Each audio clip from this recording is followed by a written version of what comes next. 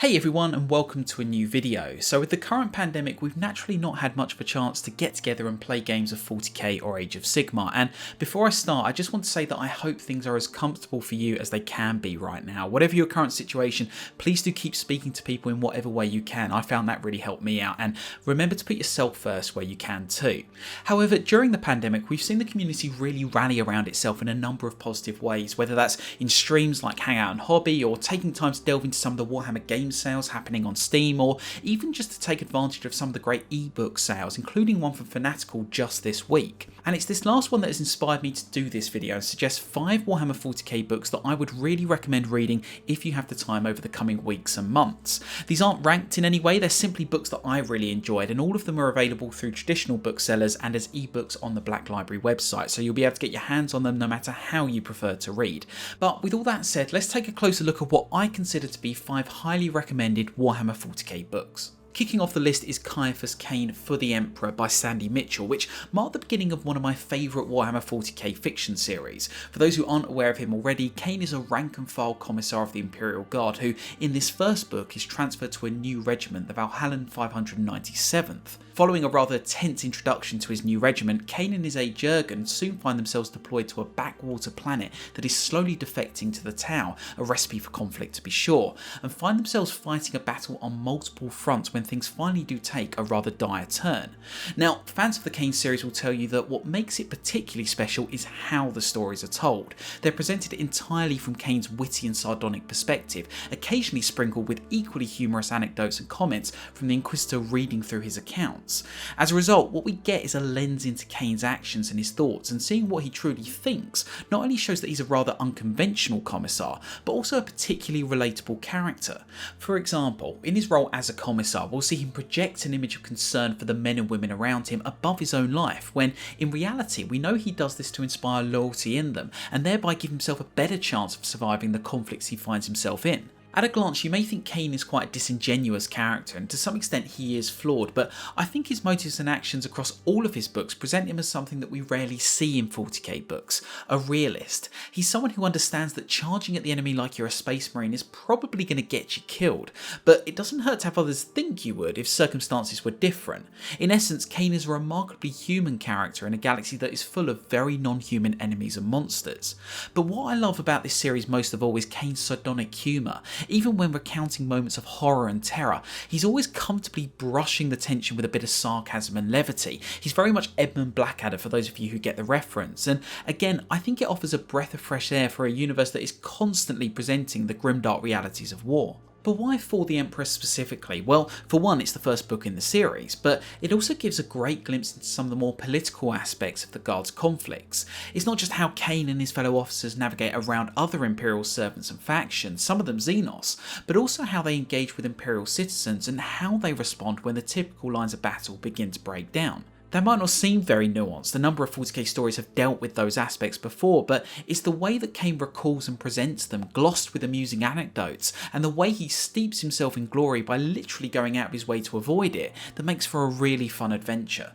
Now, the second novel I've chosen is Storm of Iron by Graham McNeill, and this shows us what happens when you end up on the wrong side of an Iron Warrior's siege. It's hard to say too much about the story without giving it away, so I won't, but the main thrust of it is that a massive force of Iron Warriors has invaded the planet of Hydra Caudatus and laid siege to its mightiest citadel, all for a purpose that remains elusive until later in the story.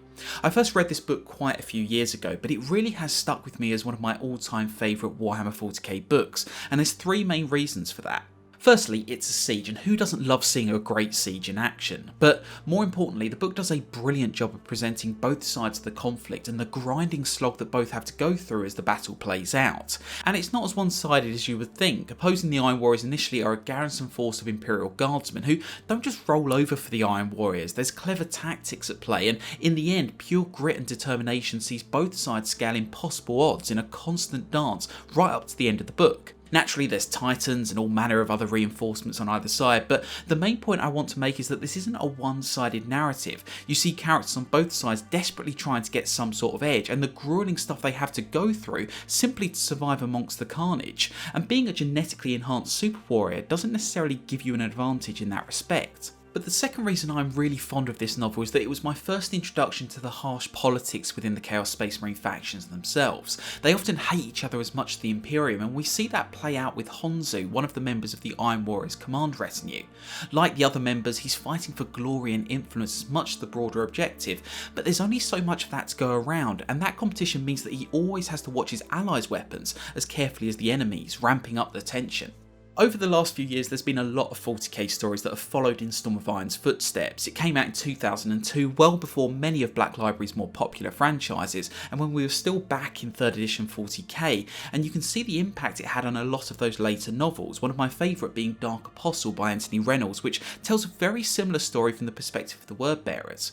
But it's because of the legacy it has that I really recommend checking it out. It's a great siege story, full of interesting characters and vividly brought to life through Graham McNeil's writing. It even includes a map of the key battlefield to help you visualise the action. All of this makes Storm of Iron a book that I have very fond memories of, and one that I really do think deserves to be enjoyed by everyone at least once. But what is the 41st millennium if not a stage for the greatest war machines we can conceive, and none so great as the god machines of the Titan legions themselves? Titanicus by Dan Abnett gives us a much needed look at the power and politics that lie behind the Titans, and he does so with a great sense of cinematography that I've rarely encountered since. The book itself is set on the forge world of Orestes, a supply base serving the vital Imperial Crusade headed by Warmaster Makaroth against the forces of Chaos, particularly the supply and refit of Titans. However, the Crusade has drawn almost all of the garrison Titans from the planet, and a large force of Chaos Titans have seen their opportunity, striking with unthinkable numbers in an effort to overwhelm the few remaining war machines. And yet, one Titan Legion, Legio Invicta, has answered the call for aid, deploying to Orestes and setting the scene for a war that dwarfs even the conflicts of the Horus Heresy. Now, as I said a moment ago, I think the strongest aspect of this book is the cinematic approach Dan Abnett takes. It's not just about the Titans themselves, but also the people who pilot and serve alongside them, and you often find the Titans equally serving as backdrops to the conflict, which gives an incredible sense of perspective that can sometimes be lost in other novels when they focus too intently on the Titans themselves. And that clear sense of scale really comes across in Dan Abnett's writing. I don't need to stress how good a writer he is, but the combat between Titans is tangible. You can almost feel the weight of the enormous weapons being fired across kilometre-wide battle zones thanks to the language he uses. But equally, the battles are visceral. There's a sense of gore when these Imperial and Chaos God machines are torn apart and gutted in hand-to-hand combat that plays really well into what Titans actually are. A blending of machine and humanity that is majestic, animalistic, terrifying and stoic, all at the same time. But just as the Titans themselves are battling it out and using clever tactics in their environment to take on superior odds, the politics and pseudo-religious conflicts of the Mechanicum are at play in the background, threatening to undermine everything. Mechanicum by Graham McNeil gave us a great glimpse into Mars's culture, at least in the 30k universe, but here we see how the Titan legions themselves rationalise those ideological divides, and it's just a great bit of insight into the wider political currents that underpin the Imperium's and Mechanicum's alliance. If you did enjoy Mechanicum, or you simply love the idea of hundreds of Titans battling it out in the waste, then please do pick up a copy of the ebook, you won't regret it. And I'll be sticking with Dan Abnett for my fourth choice, which is Xenos, part of Abnett's much loved Eisenhorn series. The books peer into a very different side of the 41st millennium compared to the three I've mentioned so far, delving into the life of one of the Imperium's most famous Inquisitors, or perhaps infamous depending on how you look at it. As an Imperial Inquisitor, Gregor Eisenhorn is tasked with hunting out conspiracy and heresy in the darkest and deepest recesses of the galaxy, and bringing those individuals to justice in whatever form that might take. Now, I won't labour the point too much, but Xenos is a book where Dan Abnett's writing truly excels. He's a great world builder and he shows that to great effect in Titanicus, but here we get to really immerse ourselves in the minutiae of Imperial society, which is often glanced over in the wars of the 41st millennium. Gregor is constantly navigating Imperial hierarchy, the sublime aristocratic houses, and then plunging into the gutters of Hablocks to root out the truths he's searching for. He really shows the full spectrum of Imperial life. And it's not just the detailed settings, but also the eclectic mix of characters that Gregor meets and allies himself with on his journey. Inquisitors often have to turn to those with rather unique talents to achieve their goals, and Eisenhorn is no exception. And Abnett doesn't just take the time to focus on their relationships, but also their psychology. How are they able to take on the challenges they face, and what drives them to accept a life of constant mortal danger? The answers start in Xenos, but they're carefully developed over the rest of the series, creating a really engaging cast of characters that are as vibrant and spirited as the worlds they try to save. If you're a fan of intrigue, mystery and dark adventure, then I think the entire Eisenhorn series starting with Xenos is right up your street, and you can get all 3 as audiobooks if you prefer to digest the 41st Millennium that way. But if you've already read them, then I really recommend checking out the Ravener series, which is also written by Dan Abnett and tells the story of one of Eisenhorn's pupils, Gideon Ravener. It's just as well crafted and nicely ties itself back to the Eisenhorn series, so it's a great spiritual sequel for those with an inquisitorial itch. And finally, for my 5th choice, I want to go back to one of my first Warhammer 40k novels, one that had a big impact on me when I was just getting into the hobby, and it helped me to see it as much more than a tabletop game, but rather a rich and expansive universe. That book is Grey Knights by Ben Counter. Now, the Grey Knights are one of my favourite aspects of the Imperium because, at least back in 2004 when this book was released, they had a deep air of mystery. They were warrior knights whose presence wasn't just awe-inspiring, but also terrifying because it meant the world they were on was facing something truly dire. The novel itself seeks to peel back some of the mystery behind this impenetrable Space Marine chapter and reveals what it means to be one of their number. It tells the story of Justicar Alaric and his fellow Grey Knights as they apprehend a rogue Inquisitor, charged with attempting to bring a terrible demon called Gargachuloth into the galaxy. However, as you may expect with the Servants of the Dark Gods, it seems the ritual may already be underway, and the Grey Knights are charged with doing anything and everything in order to prevent it from being completed. What I think Grey Knights does remarkably well is showing how complex and duplicitous the plots of the Dark Gods are, particularly when, as we are in this novel, dealing with the followers of Tzeentch.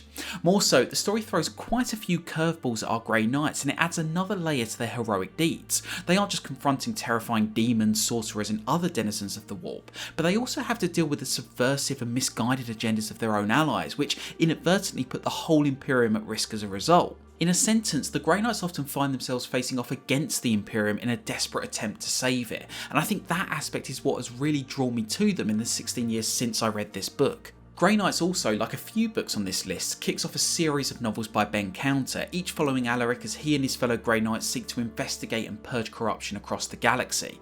But it's not just about demon smiting here, there and everywhere. The books look into what chaos does to the Imperium and the way it subverts and undermines, twisting the ambitions of otherwise loyal servants into something much darker, and culminating in a sense of paranoia within those sent to stop it. It's chaos as a malevolent force rather than what we simply see in the more recent Black Crusades, an overwhelming tide of demons and chaos space marines. As such, I think it's nice to remind ourselves of why chaos is such a challenging threat for the Imperium, and why a chapter like the Grey Knights are even needed. For that reason, I really do recommend checking out Grey Knights by Ben Counter and seeing where that journey takes you, just as long as you stay clear of chaos and all that. So there's 5 Warhammer 40k books that I would personally recommend reading over the coming weeks and months if you haven't already. I'm sure some of you will have read all of these or may even feel that other books should have made the list. Again, it's just a selection of my personal favourites, but I would really love to hear your suggestions in the comments below. Please do post something because not only will it help me to add some new books to my reading list, but other viewers might also benefit from your suggestions too. And please do consider the Fanatical bundle, which I'll leave a link to in the information section below. It's a great way to get a bunch of Warhammer novels and stories for an equally great price, and it'll be available for the next few weeks, so there's plenty of time to get hold of them. But otherwise, I'd like to say thank you for watching this video. Please do consider liking it and subscribing to the channel if you enjoyed it, and I do hope you'll join me for the next one. However, until then, do take care.